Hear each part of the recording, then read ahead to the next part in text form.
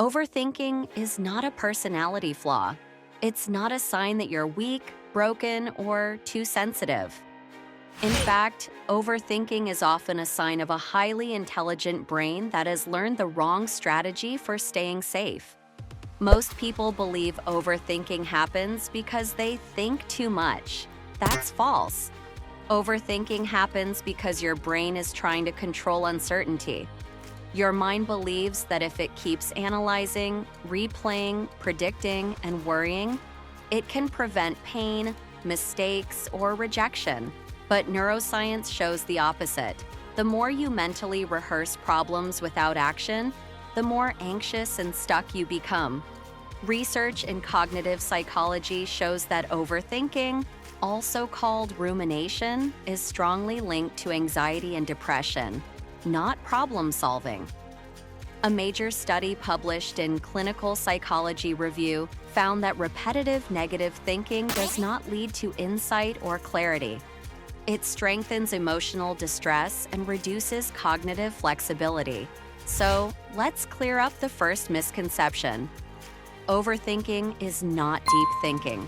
Deep thinking leads to decisions. Overthinking leads to paralysis. Deep thinking is structured, time-limited, and action-oriented. Overthinking is circular, emotional, and endless. Your brain is not broken, it's just stuck in the wrong loop. Another misconception is that you can stop overthinking by forcing yourself to think positively or distracting yourself constantly. That also doesn't work. Telling your brain, "Stop thinking," is like telling your heart to stop beating. The brain doesn't respond to suppression. In fact, studies on thought suppression, most famously by psychologist Daniel Wegner, show that trying to push thoughts away makes them come back stronger. This is known as the ironic process theory. So the goal is not to stop thoughts. The goal is to change your relationship with them. Overthinking is driven by one core mechanism. Your brain confuses thinking with doing. It feels productive, but it isn't. So, how do you break the loop? First, you must understand this principle. Clarity comes from action, not thought. Neuroscience backs this up. When you're stuck overthinking, the default mode network in your brain is overactive. This network is responsible for self-referential thinking, replaying the past, imagining the future, and judging yourself. When you take even small physical action, activity shifts to task-positive networks, which reduce anxiety and mental noise. This is why the first step is not mental, it's behavioral. Here is the first action. Stop asking why and start asking, what's the next small step? Why am I like this? Why can't I decide? Why does this keep happening to me? These questions feel deep, but they trap you in rumination. Instead, ask, what is one small, concrete action I can take in the next 10 minutes? Not the perfect action, not the final solution, just the next step. Behavioral activation, a technique widely used in cognitive behavioral therapy, shows that small actions reduce overthinking more effectively than insight alone. Action creates feedback. Feedback creates clarity. The second action is to put limits on thinking. Overthinkers believe they must think everything through fully before acting. That belief is false. High performers do the opposite. They time box thinking. Set a fixed window, 10 or 15 minutes, to think about a problem. Write everything down. Then stop. Decide or act when the timer ends. Research shows that constraints improve decision-making by reducing cognitive overload. When your brain knows there is an endpoint, it stops looping. Thinking without limits fuels anxiety.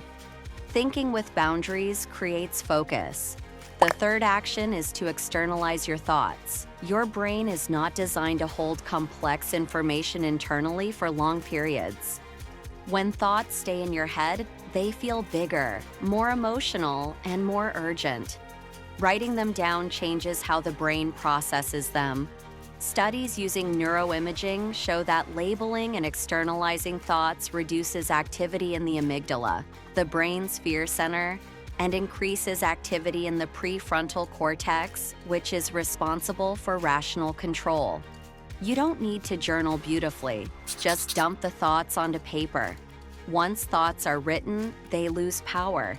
They become objects, not threats. The fourth action is to separate planning from worrying. Your brain often says, "I'm just being responsible." But worry and planning are not the same. Planning is specific and actionable. Worry is vague and repetitive.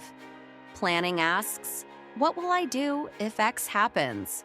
Worry asks, "What if everything goes wrong?" If a thought does not lead to a clear action, it is not planning. It is mental noise. A simple rule: if you can't act on a thought right now, postpone it.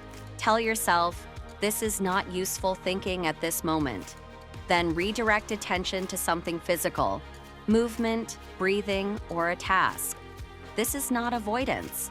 It is cognitive discipline. The fifth action is to train uncertainty tolerance. At the core of overthinking is discomfort with uncertainty. Your brain wants guarantees that don't exist. Psychological research shows that people who overthink are not worse decision makers. They are more uncomfortable with not knowing. So instead of trying to eliminate uncertainty, practice sitting with it. Say this internally: "I can act even if I don't feel certain." Confidence is not certainty. Confidence is the ability to move forward without it. Exposure to uncertainty, making decisions without complete information, is how the brain learns safety. The more you wait to feel ready, the longer overthinking survives. The sixth action is to regulate your body, not just your mind. Overthinking is not purely cognitive, it is physiological. When your nervous system is activated, your brain searches for threats. No mindset shift will work if your body is in fight or flight mode. Breathing slowly, extending your exhale, walking, or grounding your senses directly signal safety to the nervous system. Studies in psychophysiology show that regulating breathing can reduce rumination by calming the autonomic nervous system. Calm the body and the mind follows. And finally, understand this: you do not overthink because you are weak. You overthink because you care. But caring without direction turns into self-sabotage. The goal is not to become someone who never thinks deeply. The goal is to become someone who thinks, decides, and moves. Progress beats perfection. Action beats analysis. And clarity always follows movement. You don't need to fix your mind. You need to lead it. And the moment you take one small step forward, the noise begins to fade. Thank you for watching, and don't forget to subscribe.